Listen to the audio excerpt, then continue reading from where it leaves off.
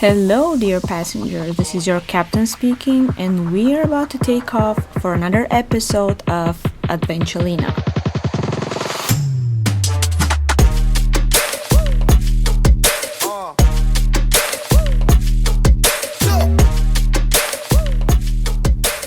Hello. Guess what? It's Adventulina time. So here we are for another episode. Hope you guys had a good week, wherever you are. I am literally packing my bags right now because I'm leaving soon for Niagara Falls. But by the time this episode is going to be released, I will already be there for about a week. Actually, not at Niagara Falls specifically, but the East Coast. Anyway, if you have listened to the previous episodes, you know that dumb bitch loves packing, huh? So don't judge me, or do, doesn't matter. Still love it. But anyway, the situation right now is my carry-on being wide open and tons of freaking clothes laying around, of course. Because that's how it works, at least for women. Oh, I have never worn that dress I bought months ago. Let me take it. I will wear it for sure. No, you won't. You just won't. I will be gone for 2 weeks and I'm only going with a carry-on. Wish me luck. So I need to pack light. And good thing is that where I'm going to is nice and warm, so I don't need to pack any jackets and stuff like that. I bet some of you are like, girl, carry on 2 weeks? Well, I'm going solo and I don't want to take too many things, plus I will be taking multiple flights, buses, ferries, and God knows what other kind of transport, so I don't like dragging my big suitcase that much. I'm excited to go on another solo trip this year because solo trips are just trips for the soul. That's what they are. That's how they should be called, soul trips. They literally heal and recharge and many other things too. And I love the saying, and by the way, I just love how in every episode I say that. I love the saying. I love the saying, if something good happens, travel to celebrate. If something bad happens, travel to forget. If nothing happens, travel to make something happen. I'll take it all three. As we have talked before, I don't really need a reason to go. Of course, if I have to convince someone, I will make up a reason, but I kind of, gave up on convincing.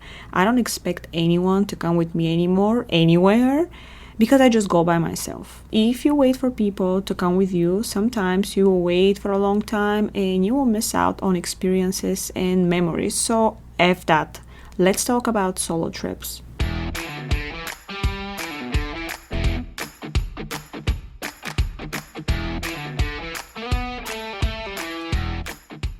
There is something really special about traveling by yourself. For some people, this is literally unthinkable and extremely weird, I get it. But sometimes these people haven't even tried it. So how can you find something weird if you haven't tried it, right? People often ask me why I go places by myself. Am I afraid? How do I enjoy it? Isn't it sad to not have anyone to share those moments with? I say let's give some answers now and let's discuss why traveling solo and how a trip like this goes. First of all, I want to be clear. To travel by yourself doesn't mean you don't have friends or you're not in a relationship or you're a loser. It just means that you're okay with your own company, and if you have to, you will go by yourself.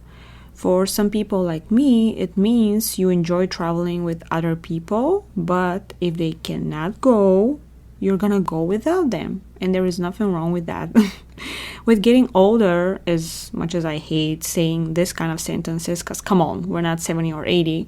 But anyway, with getting older, you kind of realize that it's harder to make plans with your friends because everyone has their own life right now. Families, kids, normal life stuff. It's not like before you call someone 20 minutes before you go on a road trip and they're down. You go pick them up and that's it. Like year after year, it becomes more and more complicated to arrange trips with a big group of friends. And actually with any kind of group, anything more than 3 people is kind of hard to organize. Work, responsibilities, finances, it's too much to deal with. priorities are different for everyone, and maybe some of your friends, as much as you love them, are not gonna want to spend money on something that you are willing to spend money on. And that's okay. You probably won't be down to spend money on something they really like, but don't just stay home because someone doesn't want to go out, okay? I personally travel solo when I either want to go by myself to, get away for a little bit, or I want to go at a specific time when my travel buddies cannot go. You may say, if they are your travel buddies, why don't you wait for them, bitch? No, just kidding. But, well, some months are a little slower for me, but not for them. And if I have to wait for them to be free, the weather will be different at the destination I want to go to, and I won't get to enjoy it. I won't get to enjoy what my planned destinations have to offer. Some places just, need to be visited in specific months. So here are my reasons to love planning and going on solo trips. Number 1, you don't have to wait for anyone to make a decision. You don't have to wait for anyone to decide if they want to go or not. You don't depend on anyone. I already know where and when I want to go, and I'm going. I buy my ticket and I'm Gucci. Number 2, you don't feel bad about your expenses and if you want to spend a little extra on stuff you like. Usually when you travel with other people, you discuss the budget, and not everyone is down for the exact same things the whole time, which is okay. Most of the time, yes, but maybe there will be something that you find really cool, but your friends don't. Or maybe it's, just the type of experience. Let's say you love skydiving and they're terrified by heights. You get the idea.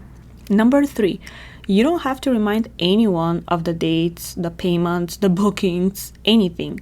You don't need to wait for anyone on your departure day. You don't have to rush them and get worried about, being late and missing your flight. Because we know how messy it gets when a group of people is trying to get to the airport and it's all chaos with luggage, documents, and other things. You only rely on yourself. Number 4, sometimes you can move to a better seat on the plane if empty, or even talk to the crew, prior to the flight for a free first class upgrade. It's more likely for them to upgrade you when you're by yourself than if you have to accommodate a couple of people or a group. So the more people, the less possible, but still some perks you can take advantage of. Number 5, when traveling solo, I always benefit from different things such as faster sitting in restaurants, which I cannot tell you how many times I have shown up to a huge line waiting to be seated, and the host would just first call the people who are by themselves just because they only need a chair. And I just arrived at this line. People are kind of like looking at me like I'm a loser because I'm by myself, going to have lunch by myself. And next thing you know, they're sitting me first. So who's the loser now, huh? And not just restaurants. I have been on tours by myself, and out of 40 people, for example, they would call me first to give me a room of my choice because I'm the easiest one. I don't have other groups that I need closer to my room. They don't have to arrange things like that. I also remember when I went to the Grand Canyon 5 years ago, they asked who wanted to do the helicopter tour. Of course, despite being afraid of heights and never having been on a helicopter before, I said, hell yeah. But not only did they book me faster and put me on the next one without waiting, but I also got to be on the front seat, or whatever you call that, in a helicopter, because I was the lighter of the 6 people for the helicopter ride, and that matters on a helicopter. So imagine if I was with 2 friends and we all had similar weight. One of us was going to end up at the front, the best seat, and the other 2 were gonna stay at the back with half of the view literally of the same place. And it kind of feels like you're screwing your friends, and it's not even your fault because it's not your decision, but that's how it would be. Another time I was in Seattle and I had a ticket for the Great Wheel, which is a really big Ferris wheel. I was by myself, of course, and I actually got to enjoy the whole gondola by myself, and it usually fits 8 people, so I had the whole thing just for me. Also, many times people would give me discounts or even let me in for free at places just because I'm by myself. I guess they feel sorry for me. I don't know. They maybe have this perception of solo travelers being kind of losers, just the same thing I talked at the beginning, but hey, works for me as long as it's free, right? As long as I get the free stuff. Number 6, no preferences, no compromises, no other wishes than your own. And I love that. I decide what time I'm going to get up. I don't have to beg people to do it with me or to worry about waking them up on time and stuff like that. You want to go outside and walk for a whole day without listening to complaints? Done. You want to go to your hotel earlier because you don't feel like staying up late exploring without, feeling bad of ruining someone's plans? Done. Number 7, you can save money on transport and accommodation even more than usual because you are not looking for a place that all of you and your friends have to like. It's just you. And if you are not picky, you can go anywhere without worrying if your buddies will approve the place. Hostels, as I said in the last episode, are perfect for solo travelers, not just because of the price, but because of the activities and the people you will meet. Some solo travelers travel with the idea of being alone, spending some alone time and enjoying everything on their own, I respect that. Other solo travelers travel with the idea of meeting new people and share moments with them. I am somewhere in the middle. If I go solo, I want to be by myself, but I won't mind hanging out with people that I met and liked. I may not make plans with them during the day, let's say, because, I have my itinerary to follow and complete. But hey, hit me up for later. When you just met someone and you don't really know them, you're not sure if you want to rely on them for being on time and going places.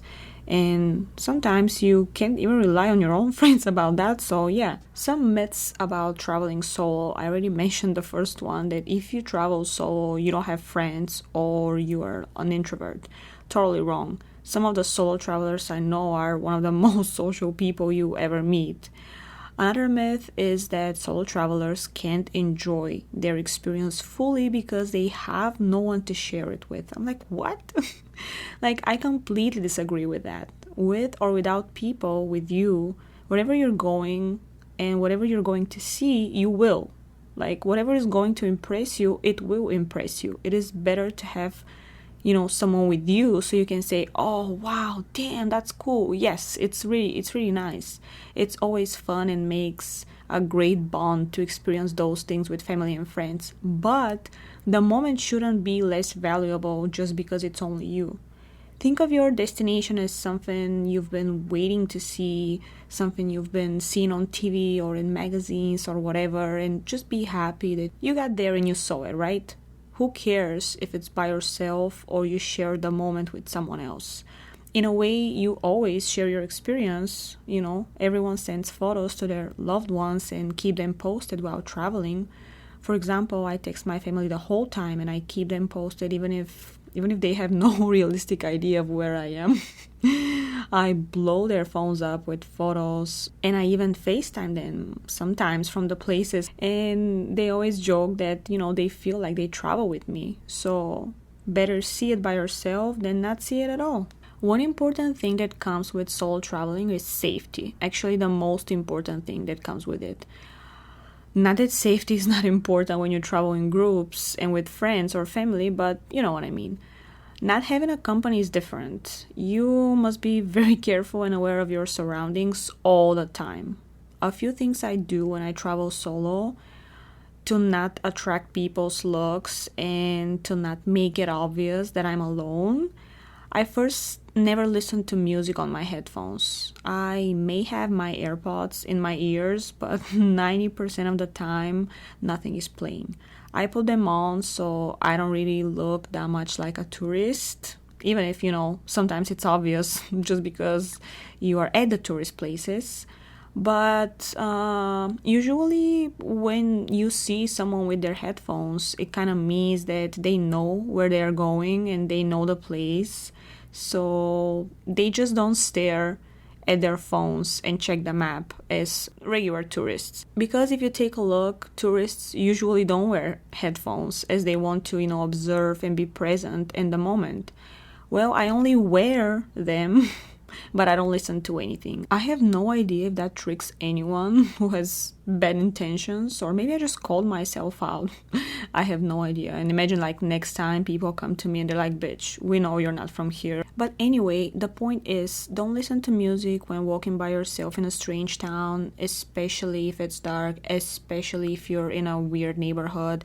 Be aware of your surroundings. I'm not saying get paranoid, but have all your senses ready to warn you in case something, God forbid, happens. Another thing I do when traveling by myself, or actually I don't do, this is posting pictures at the moment. I usually never post right away on social media. Sometimes I even wait for a few days, especially when I'm traveling. I don't want to waste time uploading. I want to focus on my trip. And I can't actually think of a time when I posted right after I took a photo or video of something. But especially when I'm somewhere solo, I never even post stories at the moment. It's like eating my time first. Second, why would I want people to know where I am when there is no one with me? That's just dangerously stupid to me. I may post a photo from the airport. Actually, I'm correcting myself. That's probably the only time I post at the moment. If I'm at the airport waiting for a flight, because I always go there early, so I have tons of time, and I most likely will post something because it's just too boring and I have nothing to do. The location of your accommodation is really important as well. Of course, you want to be somewhere busy, a main street, or a very hectic neighborhood. The busier, the better most of the time. I don't take chances when traveling by myself. If I feel like something is not okay or I don't like the area, I will call an Uber or Lyft, even for the shortest distance. Better safe than sorry. Transportation after sunset when traveling solo is not something to save money from. Safety always should come first, so if you are ever in a situation where you're like, oh, I'll just walk, even if it's a little sketchy, it's really close, please call a cab and get to your hotel safely. While traveling by myself, I love talking to locals and I love interacting, but never to the point that I would, share where I'm staying, or I would get into a car with strangers and stuff like that. As adventurous as I am, I keep claiming there is adventurous and there is just irresponsible. People usually start talking to me first as they see I'm alone, but I always prefer to talk to elderly people, by the way. First, they know more about the place. Second, there's always something to learn from them. And third, it just feels safer. I don't know why. Well, I mean, I'm not saying an 80-year-old grandpa cannot be a murderer, but you get the point. I also try to put all my actress skills in situations when I find something sketchy. Let's say someone around me is pretty suspicious and I cannot get away immediately, or I'm waiting for public transport, cab, whatever. I usually pretend I'm on the phone, and sometimes I even wave to someone invisible who's far away to see me, trying to make people around me thinking that a friend of mine will be here any moment. And I would even say something like, oh, okay, I think I see you right here. And I would just wave. But yeah, those are one of the few times though when I keep my phone out. If I don't use it for directions or something I need at the moment, I prefer to keep it in my pocket, as, phones are the easiest target nowadays. So of course, everywhere I go, I have a plan and an itinerary for the day. So in the morning before I leave, I just take a screenshot or a photo of my paper itinerary for the day and I put it as my screensaver. This way I don't have to unlock my phone every time I want to check something. I just quickly pull it out, to check what time it is. And I don't have to get distracted and forget about my surroundings by staying on my phone. It's also a great way to save your battery, as you're gonna need it, especially on long days out while exploring, because there is nothing worse than getting lost in a strange city when you're by yourself and your phone is dead. And if we have to add more to the nightmare, make it at night. In general, I like sticking close to groups of people if it's dark outside. I may not know them, but I will try to walk closer so I feel safer that, there is someone around. Wherever you go, just, try to stay around people if possible, and it will be possible when you go to tourist places. I also understand that traveling by yourself comes with a little bit of anxiety sometimes, which is absolutely normal. Some people feel like this before every trip, even if they go with someone else. Those feelings are normal as you're going somewhere you've never been. You just can't help it. You're, a little concerned. And that combined with adrenaline, excitement, thinking of the unknown, it just gets overwhelming sometimes. My way to deal with those feelings is to just focus on the current thing I'm doing. Let's say you're leaving tomorrow and you just can't stop thinking of everything that can go wrong. Being late for your flight, missing the transport to take you to your hotel, getting lost in the new city you're going to, walking through a bad neighborhood by mistake, feeling in danger. All those things are serious, but they are almost never gonna happen together. At least I hope they don't. And I don't know a person who experienced all of them at once, maybe on different trips, but yeah. So when I get overwhelmed by everything that is ahead of me and I'm about to start dealing with, I just break it down. Like, okay, what's first? To get to the airport on time and to go to my gate. So I only focus on that current thing. I'm trying not to think of everything that can go wrong after that. Once I'm at the airport, successfully passing TSA after being yelled at for keeping my electronics in my backpack, I'm at the gate and I'm happy that I overcame the first challenge. After that, my next goal will be to safely get from the airport once I land to my accommodation. So goal number 2. And don't think about the rest of the things for the day. Only focus on the current challenge. And yep, I'm already in my hotel or whatever, and now it's time to go out and start exploring. Every evening after a long day of walking and visiting landmarks, I always stay in bed late and I go through my phone, reliving the moments and feeling happy that the day was successful because it was. And there is this inevitable proud feeling that you did it, You had doubts, you were worried, but hey, you literally made it. And now it's time for another day and another day and another adventure, another challenge. So do this day by day and you'll see how by breaking down your challenges, you will start dealing with them easier. You will gain confidence and next time you will know that you can do it. What's the point of getting worried about things that haven't happened yet? Or maybe things that are not even going to happen, And I know it's easier to say than to do, but trust me, I'm probably one of the biggest overthinkers you're going to meet on this planet and maybe even on all the planets, but that's another topic. Even with all the risks and challenges, I do claim that solo trips are one of the best ways to reconnect with yourself, deal with stress and problems, clear your mind, and in general, take care of your soul. And that's why I call them soul trips. That's what they are. Trips for your soul, trips that heal your soul. I have a few favorite feelings, my forever favorite feelings. One of them is to step into the airport. Damn, like once I set a foot there, I'm in a good mood, even if, they make me get naked and check every little thing in my luggage. I'm just kidding. Another favorite feeling is hugging a person I love. I prefer hugs than kisses in general, different topic though. Third favorite feeling is hearing the sound of a favorite song at a concert. That's just, concerts.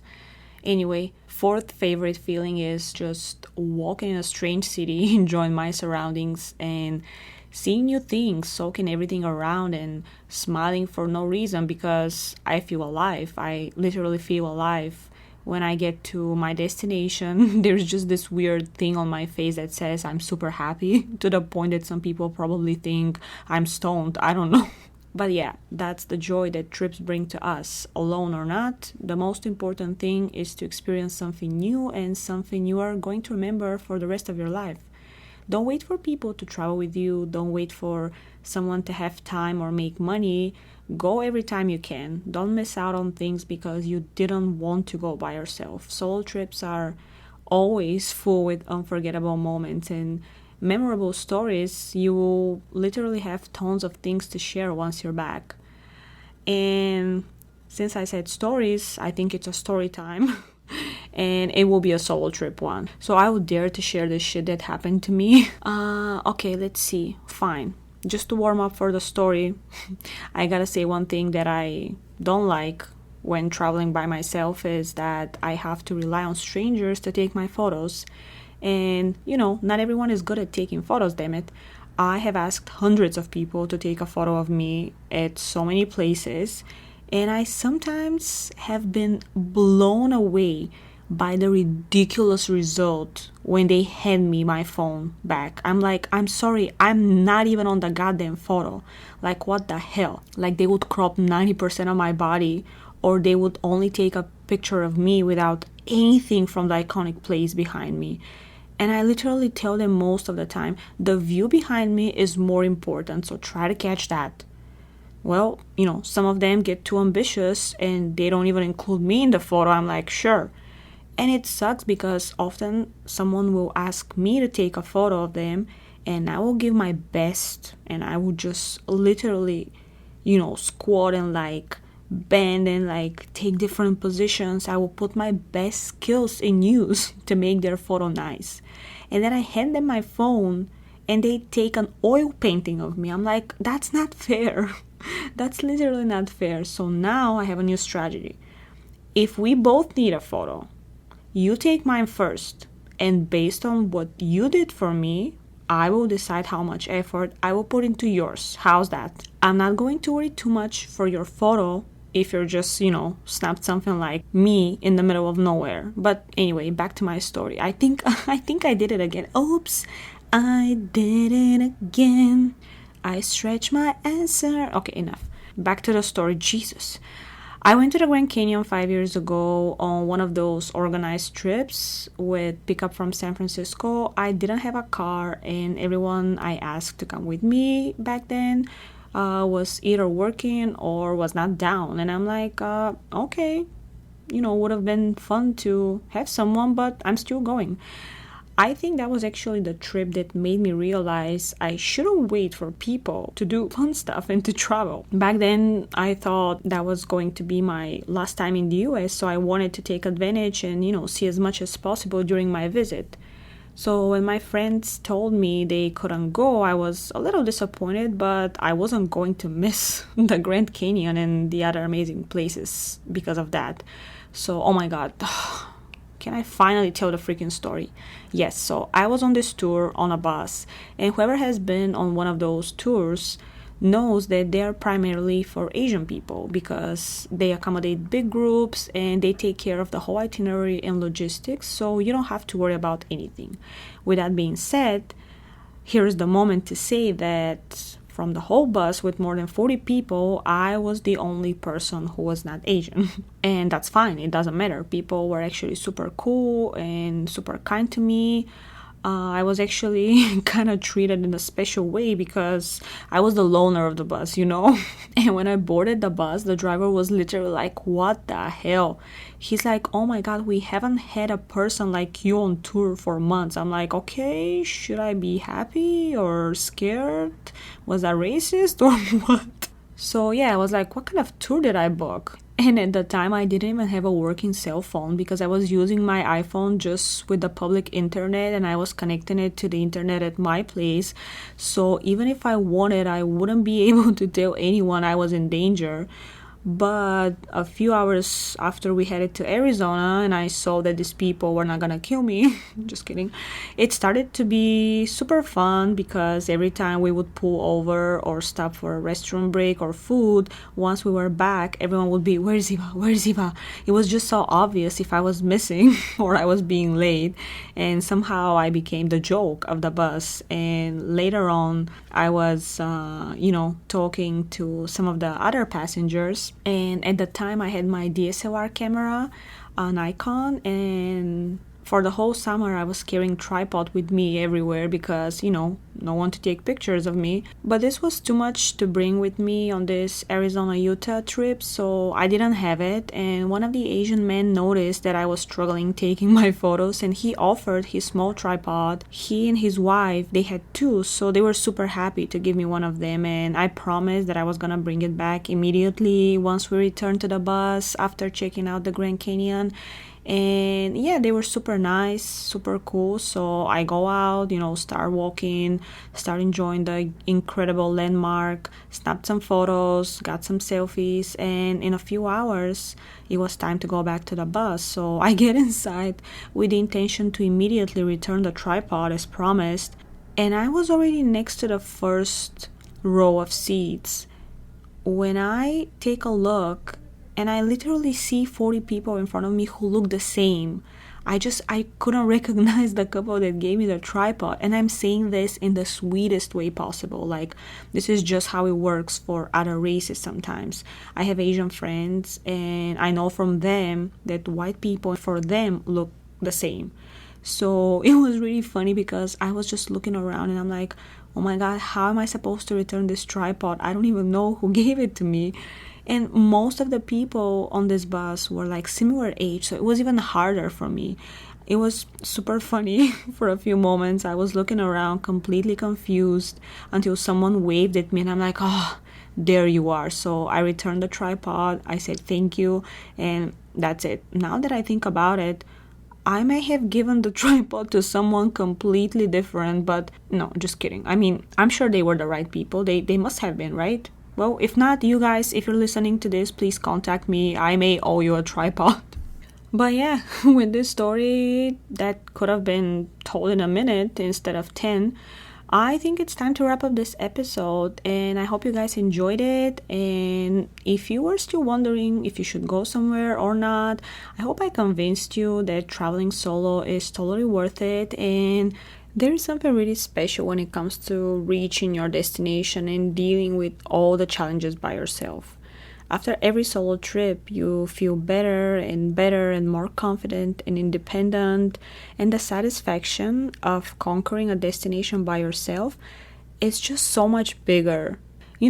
It's just a different kind of vibe. So go plan your next solo adventure, get your tickets, pack your bags, and make some memories. Don't forget to subscribe, leave feedback, comment, ask a question, tell a story, share whatever you want. And thank you for listening. I will see you once I'm back from the East Coast. And until then, bon voyage.